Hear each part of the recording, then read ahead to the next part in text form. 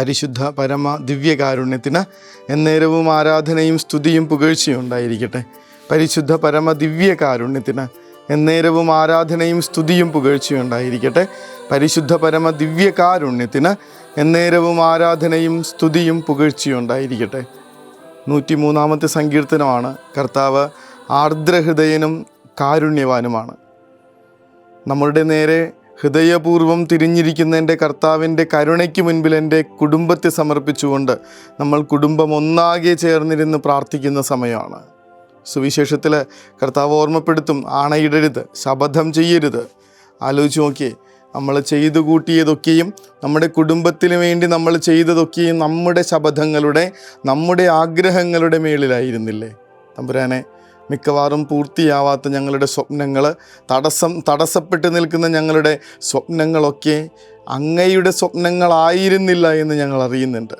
അങ്ങ് ആഗ്രഹിക്കാത്ത കാര്യങ്ങൾ പലതും ഞങ്ങളുടെ കുടുംബങ്ങളിൽ നടക്കുന്നുണ്ടെന്നറിയുന്നുണ്ട്. എന്നിട്ടും ഞങ്ങളെ വാശി പിടിച്ചുകൊണ്ടിരിക്കുന്നുണ്ട്.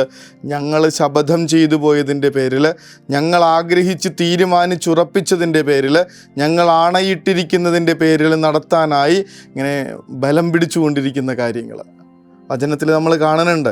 കർത്താവിനെ കൂടാതെ മീൻ പിടിക്കാൻ പോകുന്ന ശിഷ്യന്മാരെ കുറിച്ചിട്ട് രാത്രി മുഴുവൻ അവർ വലയിട്ടു എന്ന് പറയണേ. കടലിൻ്റെ മുക്കും മൂലയും അറിയാമായിരുന്ന മുക്കുവന്മാർ ഒരു രാത്രി മുഴുവൻ ഇങ്ങനെ അധ്വാനിച്ചിട്ട് ഒരു ചെറുമീൻ പോലും കയറിയില്ല എന്ന് പറയുമ്പോൾ ഓർക്കണം, അത് കർത്താവിൻ്റെ ഇഷ്ടമില്ലാതെ അവരുടെ പദ്ധതി അനുസരിച്ച് മാത്രം നടന്നൊരു കാര്യമായിരുന്നു എന്ന്. തമ്പുരാൻ്റെ ഇഷ്ടമില്ലാതെ, തമ്പുരാനോട് ചോദിച്ചറിയാതെ, അവിടത്തോട് അനുഗ്രഹം വാങ്ങിക്കാതെ തുടങ്ങിയ കാര്യങ്ങളൊന്നും, വചനം അതാണ് പറയണത്. കർത്താവ് ഭവനം പണിതില്ലെങ്കിൽ പണിക്കാരുടെ പണി വ്യർത്ഥമാണ്. അവിടെ കർത്താവ് കൂട്ടുവരുന്നുണ്ട്. മക്കളെ, നിങ്ങൾക്ക് മീൻ വല്ലതും കിട്ടിയോ? കളിയാക്കാൻ വേണ്ടിയിട്ടല്ല, ഓർമ്മപ്പെടുത്താൻ വേണ്ടിയിട്ടാണ്. എന്നെ കൂടാതെ നിങ്ങൾ ചെയ്തു കൂട്ടിയിട്ട് നിങ്ങളുടെ ആഗ്രഹങ്ങളുടെ മേൽ നിങ്ങൾ കെട്ടിപ്പൊക്കിയിട്ട് എന്തുകൊണ്ടാണ് ഇത് പൂർത്തിയാക്കാൻ പറ്റാതെ പോകുന്നത്? നമ്മൾ ധ്യാനിച്ചതാണ് ഒരു തവണ. കർത്താവിൻ്റെ സഹായം കൂടാതെ കെട്ടിപ്പൊക്കുന്നതൊക്കെയും പൂർത്തിയാക്കാത്ത ബാബേൽ ഗോപുരങ്ങളാണെന്ന്. ഈശോയെ, അങ്ങയെ കൂടാതെ പണിതുയർത്തുന്ന ഞങ്ങളുടെ ആഗ്രഹങ്ങളെ സമർപ്പിക്കുന്നു. അങ്ങയോട് ചോദിക്കാതെ ഞങ്ങൾ തുടങ്ങി വെച്ചിട്ടുള്ള ഞങ്ങളുടെ സ്വപ്നങ്ങളെ സമർപ്പിക്കുന്നു.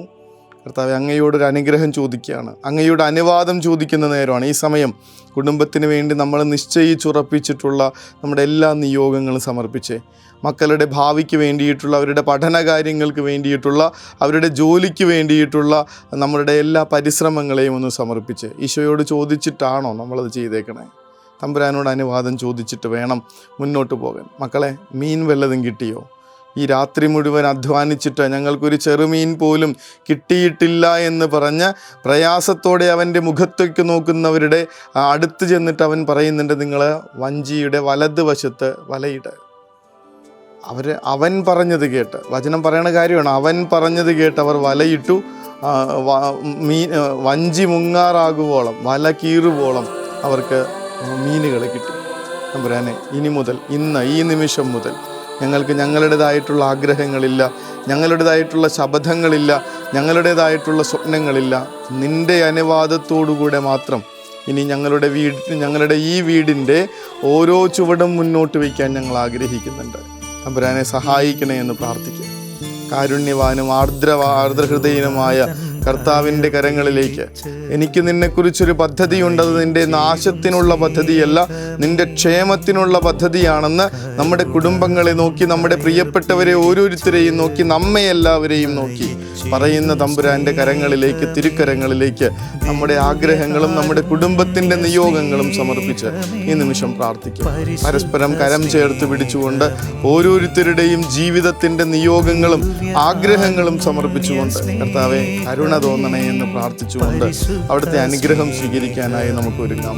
കർത്താവിൻ്റെ തിരുസന്നിധിയിൽ മുഴുവൻ സമർപ്പിച്ചുകൊണ്ട് ആഗ്രഹങ്ങളും സ്വപ്നങ്ങളും ഒരുപാടുണ്ടായിരുന്ന ഒരു ചെറിയ പ്രായത്തിൽ തന്നെ ജീവിതം മുഴുവൻ സമർപ്പിച്ച് ഇതാ കർത്താവിൻ്റെ ദാസി എന്ന് പറഞ്ഞ് തൻ്റെ ജീവിതത്തിൻ്റെ സ്വപ്നങ്ങളെല്ലാം ഏൽപ്പിച്ചു കൊടുത്ത പരിശുദ്ധ മാതാവിനെ കണക്ക് കർത്താവിൻ്റെ കരങ്ങളിലേക്ക് എൻ്റെ ജീവിതത്തിൻ്റെ സ്വപ്നങ്ങളും നിയോഗങ്ങളും ഇനി മുന്നോട്ടുള്ള ഈ കുടുംബത്തിൻ്റെ ഓരോ പ്രാർത്ഥനകളും സമർപ്പിച്ചുകൊണ്ട് അവിടുത്തെ അനുഗ്രഹത്തിന് വേണ്ടി നമുക്ക് മുട്ടിന്മേലായിരിക്കാം.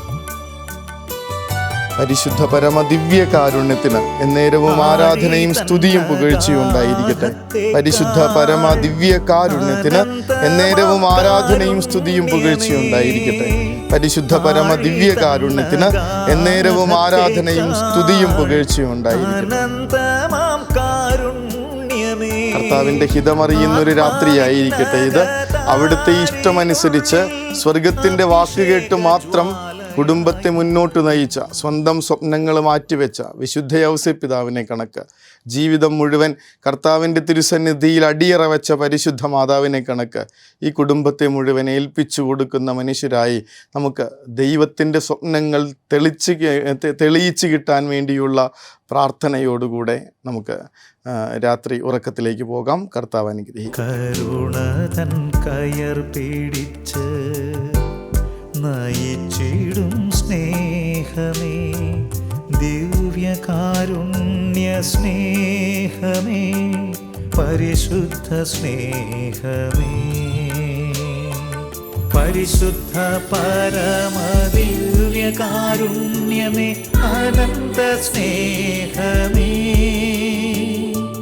പരിശുദ്ധ പരമദിവ്യകാരുണ്യമേ, അനന്ത സ്നേഹമേ.